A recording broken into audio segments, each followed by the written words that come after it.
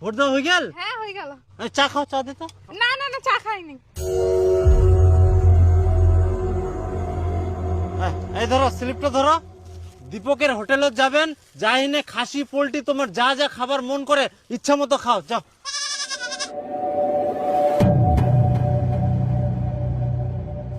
আর ভাস্তা vote দিয়া?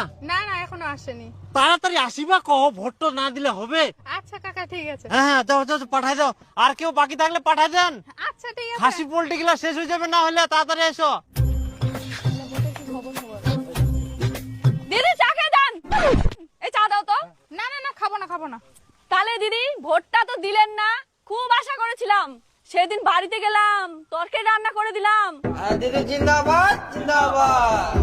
এত ভালো সম্পর্ক, তবুও ভোটটা দিলেন না দিদি। ভোট কিভাবে দিব? সেদিন তো তরকারিতে লবণই দেননি।